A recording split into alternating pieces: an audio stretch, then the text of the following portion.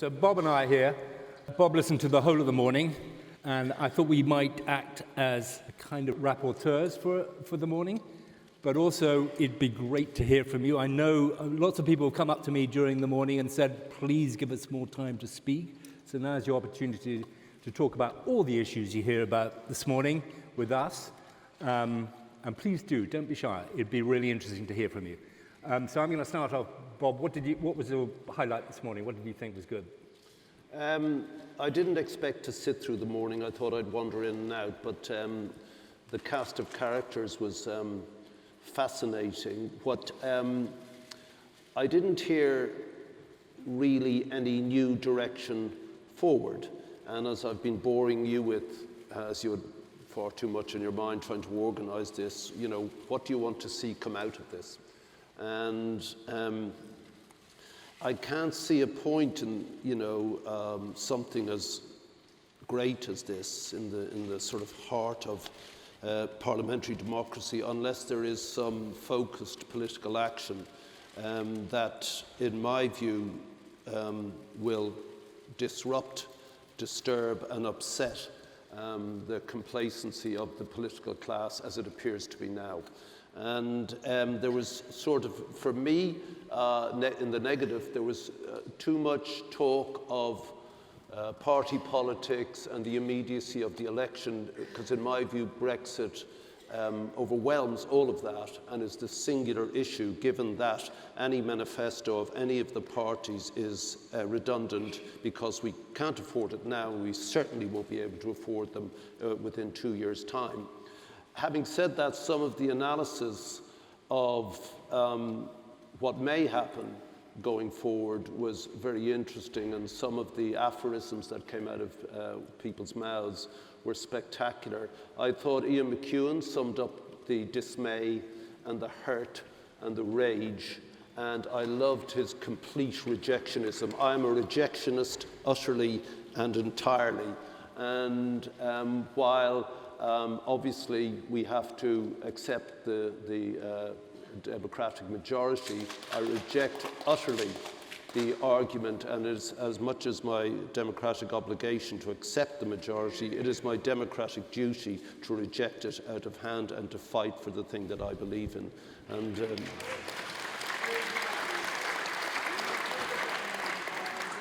And I can't help it. Anger for me is a great animus, and I heard too much reasoned debate this morning.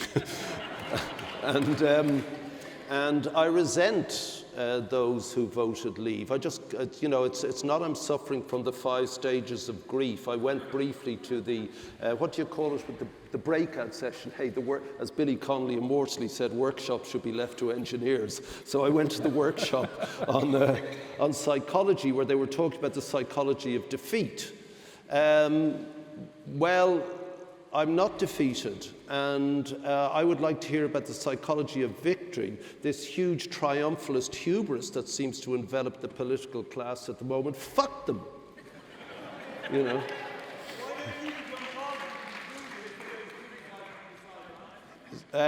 Because the sidelines, I'm best at noises off.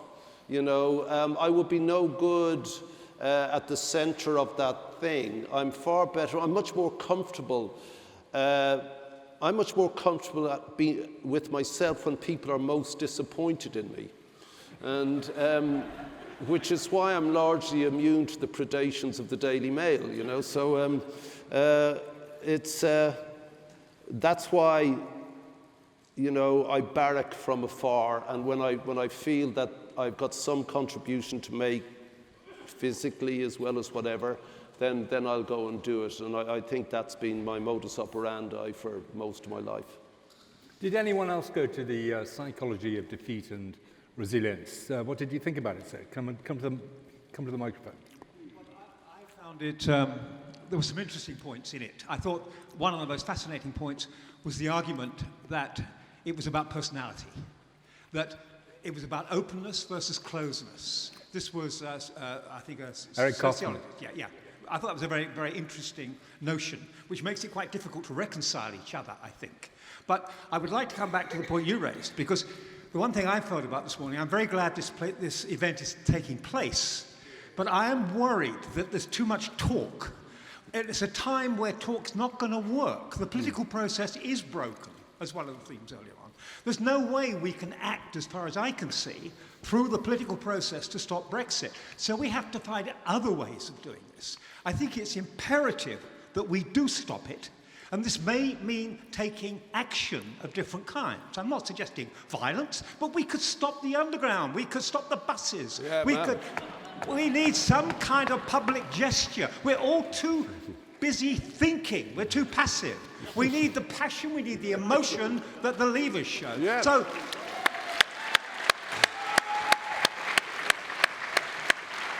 So, Bob, can you please maybe suggest some ways in which we can act as people to try and stop this catastrophe happening? Well, I do have a cunning plan. Right. And like famously most of Baldrick's cunning plans, it's potentially hopeless.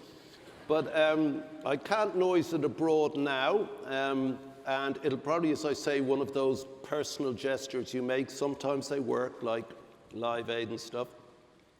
And sometimes they remarkably fail. But I'm completely with you. But this is Henry's gesture. Not only is it cost him financially and emotionally, but physically as well, just trying to get us together so we feel this sense that you're not alone, that it isn't just told what we are by the press, that there is this sense of genuine frustration and the need for activity outside of talking. But the first step is to get us together. And there are many things we can do. And the thing, look at our age here.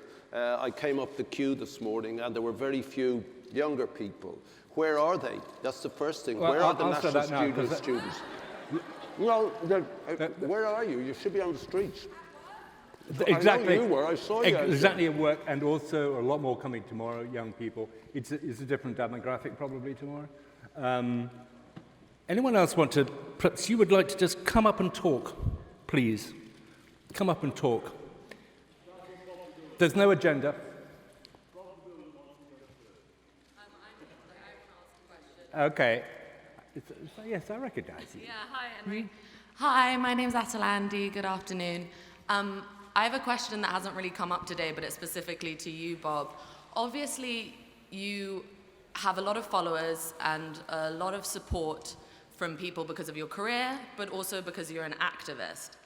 And I often wonder, with people that aren't, have got support due to being musicians or artists and become politically active, whether they have like an ethical responsibility with what issues they support and encourage their followers to support. I often think of Russell Brand in 2015. Like, I'm a supporter of yours, but Russell Brand, I agree with him politically a lot, but I was very enraged when he told young people to not go and vote, and he has a lot of support. So I wonder if you think there's an ethical responsibility with your position. Then you after that.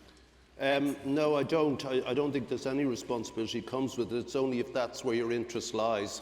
And then you've got to be careful that if you do have a voice, that you don't abuse that. I think the job of the artist only the specific responsibility only is to create good art, and an artist only fails when they create bad art.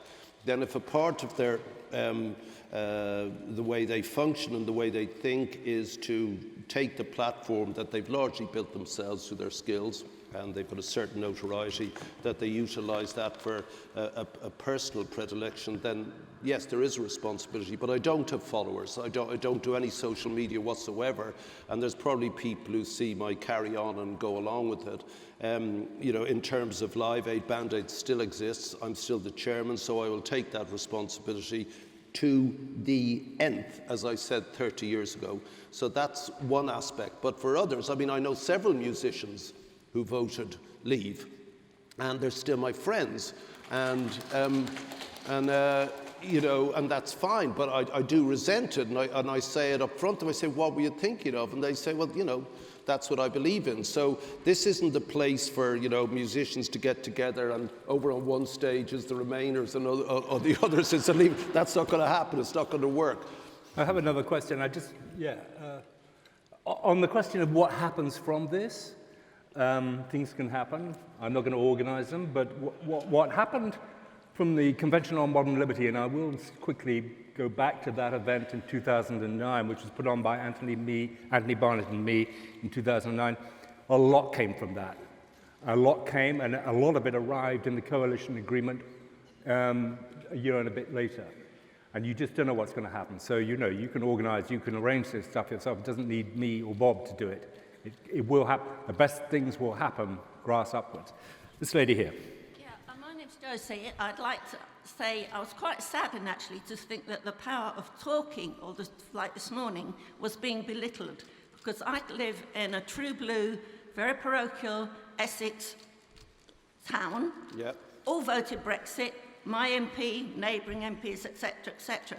And for me, I found a great comfort, actually, for the first time, being able to relax with people of a similar persuasion who are actually talking. And I found out in the break that from the stalls, there were systems of networking in. Now, I would want to network that in on a talking basis, and I would like to ask if there's a question as to why. I mean, my thinking is that talking will blossom and bloom into something more. Are there other ways of helping that to blossom and bloom apart from talking? Because for me, that was valuable. Thank you. Henry? Well, quickly, the event comes from Abraham Lincoln's address to Congress in 1862, I think, when he says, we're living in new times. Our case is new. We have to think anew, act anew. The point of this event is to think anew. And I thought the level of debate on stage this morning was really high. And it was certainly higher than I have seen anywhere else during this general election. I was really impressed with it. I was fascinated by Harriet Sargent, as I was by Ian Dunn. I was fascinated by both sides. That's the first part of this, thinking anew. No, Paul Mason, I thought, made really good points. And so that's what we're doing now, is thinking anew. And then I hope somehow, not to be the midwife, but the acting anew does come out of this, because I think we really do need to get our heads straight. So that's a sort of answer to you. Not a big one, but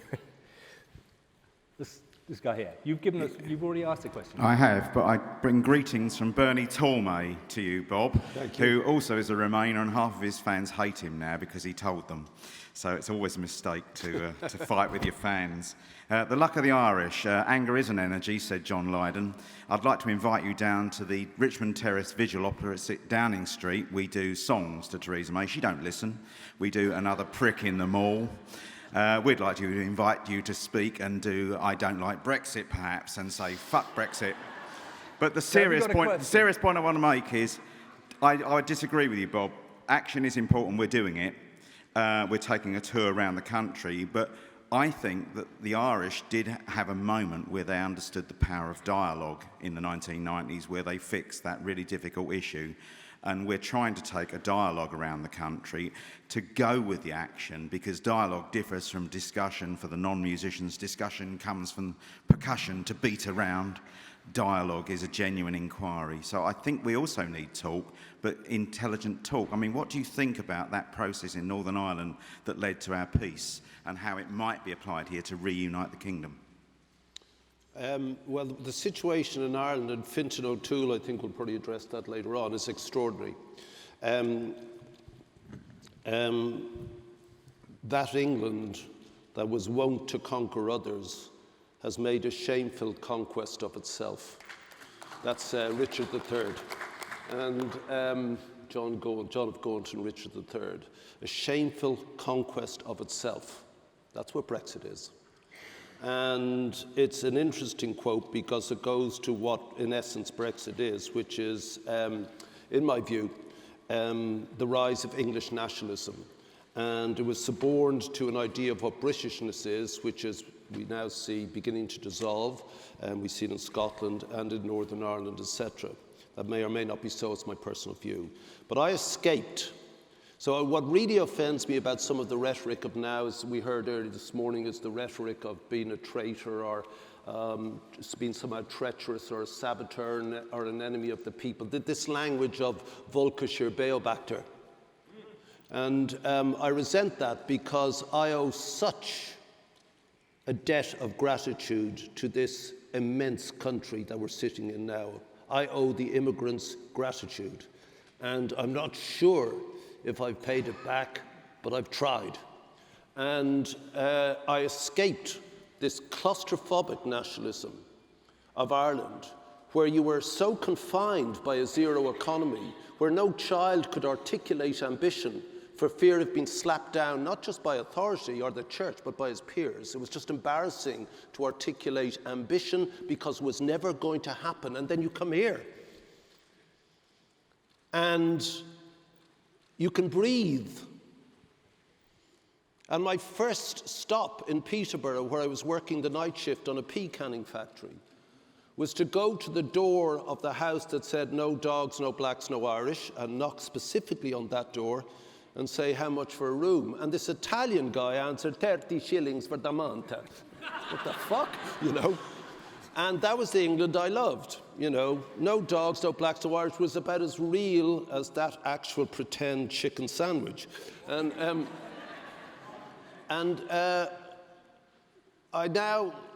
And if you had told me, I swear to you, this is so important to me, please believe me. If you had told me that in my life they would stop killing each other in Northern Ireland and on mainland Britain, that a government would come and that a polity would arise that could engage and negotiate and step down from outright wholesale murder, you cannot imagine the shame of being Irish in this country in the 70s and 80s. And I'd imagine if you're a Muslim here in this room today, you understand what I mean. To stop that, finally, what we called euphemistically the Troubles, like it wasn't a problem, except it's this country, and 3,200 people are killed. That's a war.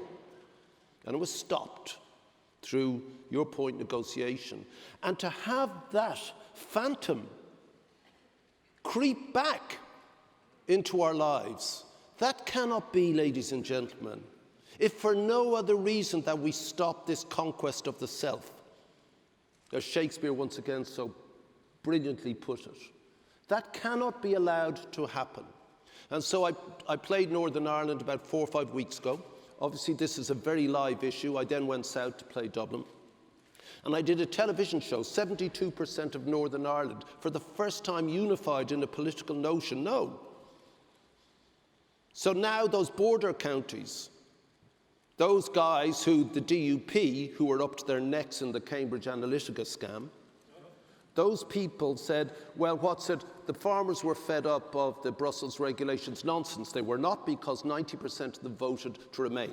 So that's the first thing. Secondly, in 2 years' time, conceivably, they will not be exporting to their neighbour in the next field. They won't even be exporting to the Republic of Ireland. They'll be exporting to Europe, where the regulations will be imposed anyway on them. So we can't have a hard border. We cannot have it. To move effortlessly between these two cities of Dublin and Belfast is to show you that this is an island with two polities, but that doesn't matter. So this is a critical issue, one of several absolutely existential issues for this country, which is why I agree with this lady and to you, discussion is important. But we're on the route. We know we're on the route currently to a catastrophic ending. And all of us in this room and outside need to prevent that at all costs, if not only for the lives of those people who will be saved in Northern Ireland. And why I get so emotional about this entire issue is because if Britain is the loose thread on the EU cardigan, and through Brexit pulling that thread, Europe unravels, then I kid you not, ladies and gentlemen, because history informs us after 2,000 years, we're back to scrapping with each other. When you have a revanchist, thuggish creep like Putin today, at this moment, currently invading Europe, meddling once again in the Balkans, when the Baltics are terrified. And we're messing around with this thing that we know gave us 70 years of peace, at least. Will I vote for my children to go to war? Or potentially my grandchildren. I will not, ever.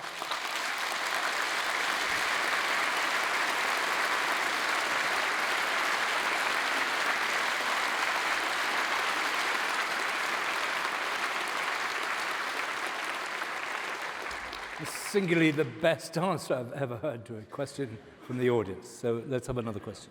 Thank you, Sir Bob, for that very moving answer. And even though it had answered my original question, I wanted to enlarge on it slightly. I'm a fellow South Dubliner, and as one South Dublin expatriate speaking to another, I want to ask you a bit more about the Irish community in Britain. And it is, I think, if not the largest, one of the largest expatriate communities. I think we do have a lot in common. One of the things we have in common is that I think hardly any of us voted for a leave, and we would want our heads examined to do so. And I think we live with people of a fantasy that somehow you can go back to pre-1972 days, that suddenly you can recreate the Anglo-Irish Free Trade Agreement and friendly relationship between our countries without Europe interfering. And this is just so delusional that I think it needs to be stamped on very hard. And I think that we Irish owe it to our friends and colleagues in the UK to make it quite clear what the implications are. We need to spread the message, we need to hang together, and we need to be very, very, very explicit about where we would like to see the future for our two islands to go. I don't know if you have any comments on that. Thank you. United Ireland is the answer. What is it? Well, there are 500,000 Irish people in Britain, and there are 5 million immediate descendants. So I'm Irish, my children are the immediate ones. And what's interesting is that Liverpool, which I'll be playing in a couple of weeks, that immense city, we hear about the culture wars, that the culture wars, the sense of identity is what really tripped the votes one way or the other in this. It's partial. It's partly true. For me, Brexit is pure punk. In the 40th anniversary of punk, Donald Trump and Brexit are pure punk. What the English failed to realise, and I don't know if I bored Henry with another pet theory, what the English really failed to realise about themselves, the English specifically, is that there's this wide anarchic streak down one side of your character. And it can go back to Francis Drake, or Churchill, or Thatcher, or Johnny Rotten, where we get the Irish coming in. Of course, Margaret Thatcher is essentially just Johnny Rotten in drag.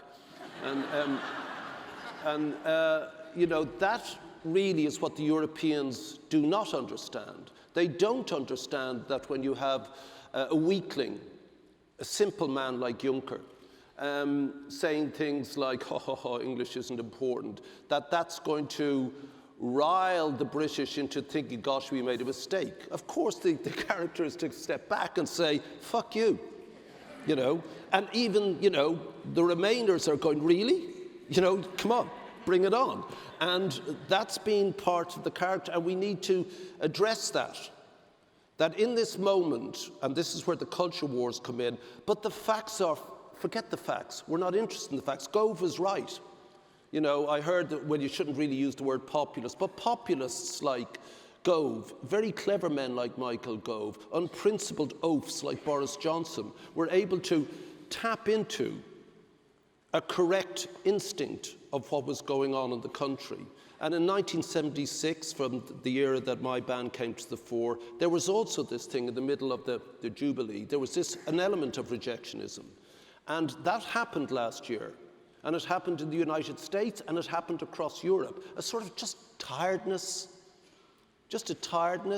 and it's the backflow of this planetary swirl of capital, people, and ideas that we call globalization, which, by the way, ladies and gentlemen, is not going to stop and cannot be controlled by the economists we heard this morning or later, because it's driven by a new technology which you all have in your pocket, and that is beyond the control at the moment of human beings. And the economy is driven by that. It was invented by a Brit 26 years ago only, but that's what's going on.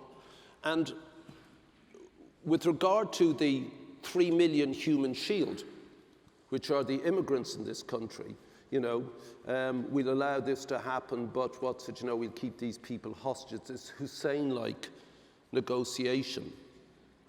There must be an elegance brought to these negotiations on both sides. Juncker has to stop his nonsense, shut up, and we have to stop barracking the Europeans and pretending that we have an upper hand. Brussels has taken back control, and we're not going to do well in this if anything comes of it at all.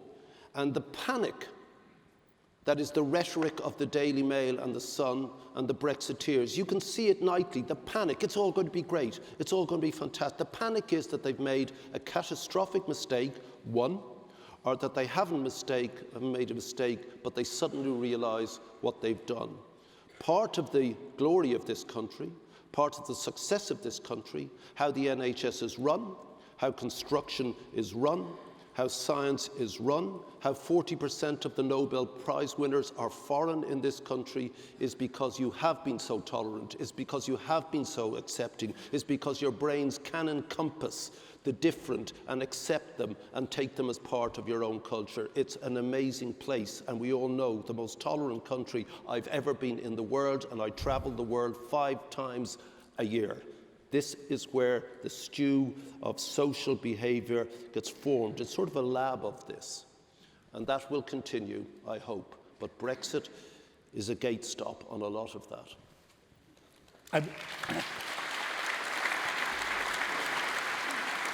I'm going to ask for slightly shorter contributions from the audience, so just keep it brief if you can. Yeah, I don't mean to be rude, yeah, but... no. My name is Monica Threlfall. I want to bring up something which we haven't talked about yet, and which I hope will make Bob angry. That's not difficult. Okay. It's about our rights. I mean, as you know, under the EU, a very wide range of people, great majority of the population in one way or other, as workers, as consumers, as women, as people suffering from discrimination or disability, have benefited from protection against anti-discrimination. Sorry, protection against discrimination. And this has been of a very lasting nature. In fact, an indefinite nature, because EU laws cannot be changed downwards. Protection cannot be reduced without every single member state wanting to for a different reason, but not to save money or anything like that. So we've been living under an absolutely firm, solid roof of rights for 45 years. Just by moving out of the EU, we lose those. Everybody, in one way or other. Of course, that's the old message of the Brexiter. The point is that we don't. What we lose is their solid state. When it's all transformed into a pure act of parliament, it can be thrown out again with 1 vote majority, or say 5 if you really want to nitpick. But basically, we've lost it. We've lost the stability, we've lost the unconditional right. And to me, that feels like a loss of citizenship, because they won't say these rights are forever, like equality of humans. That's to do. Does that bother you? Well, first, obviously it's a matter of debate, but largely people think that the notion of rights and law accrues from Magna Carta. That's why it's emblazoned on the front of the Supreme Court in the United States. We have a Supreme Court here, and as Gina Miller proved brilliantly, the court does defend parliamentary rights and in effect, our own. This country has operated on a culture of respect, which is why I say that when I came here, I was an annoying young person as opposed to an annoying, very old person. And I'm allowed to be annoying. And that isn't enough, to your point. I mean, I'm lucky. So a lot of people do need to be protected. I would find it very hard that when the Great Repeal Bill happens, when EU law is assumed into UK law, that those rights will not be protected by the courts or indeed by Parliament. I think it might be, I'm trying to be even-handed here. I take your point, it's better to have them enshrined. It's just a given, exactly like in the United States. But that's a matter of the Constitution, and that goes to the argument of a written Constitution or a flexible Constitution. And I'm sanguine that my children will have their rights. Were I of a different colour, I might be less so. But we do know that the the rabbit that was snatched out of the, probably better when Pandora's box was opened and nationalism was allowed overtly come to the fore, then that nastier side that people have talked about. Since Brexit, we see hate crimes have gone up 40%. We see, there was a report last week, which was in the Times, that language in schools has been overt, that Polish kids have been beaten up. It makes us all sick, ladies and gentlemen, leavers and remainers. And in that mutual illness, that would be the future safeguard, I hope, of people. But it would be nice if it could be enshrined in a newer law, yes. We've got very short time. This guy here has been waiting for a long time, but can you keep it short, because I have another session to do. Just on the panelist on the future of the EU debate, everyone described the EU as a beautiful idea or a beautiful ideal, which sort of begs the question, do we need a new beautiful idea or ideal? And the reason I ask is because Remain is such a terrifically static and limited framework in which to be operating in it. It's, you know, a lot of people want to vote for something different or make an argument about something bigger and better, whether that's a refreshed EU or something else. And it's that sort of captivating idea, maybe part of today, that can come out. I mean, what has to happen is that concomitant with, and we talked about this, concomitant with this argument of the Remainers that a second vote, at least,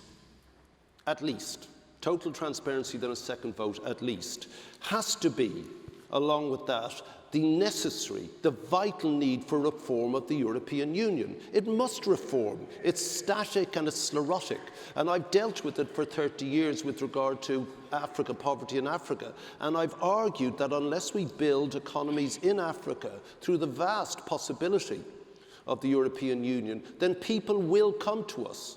And now they've started coming in their thousands. 11 years ago, I was in a camp in Lampedusa, where there were 1,000 people, and the mayor of Lampedusa, this tiny island, said that every morning he wakes to women and children washing against the rocks of his small island, dead.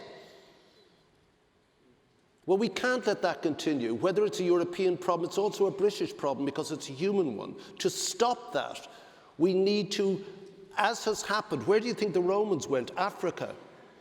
There's 8 miles between the richest continent of the world and the poorest. 8 miles. And in that tiny gap between Gibraltar and Africa is all our baleful past and all our hopeful opportunity.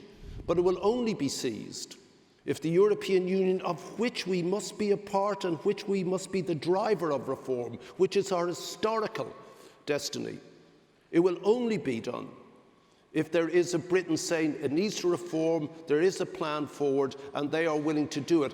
Unfortunately, I think Brexit may have pushed the button for reform. Brexit so far stopped Le Pen. Brexit stopped Villard. Brexit will probably neuter Pepe Grillo in Italy. But we won't be the benefits of that.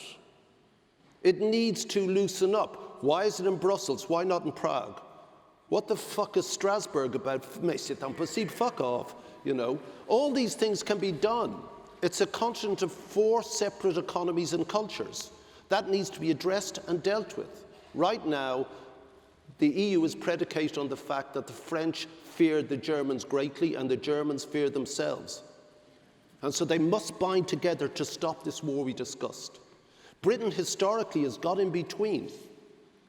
But with the EU, it's kind of going, I'm over here, they were going, yeah, you're annoying. And so a lot of people just said, whatever, we're out of here. But we can't be. We can't resile from the 21st century. We must engage forcefully and engage with a plan, and we will change Europe inside it.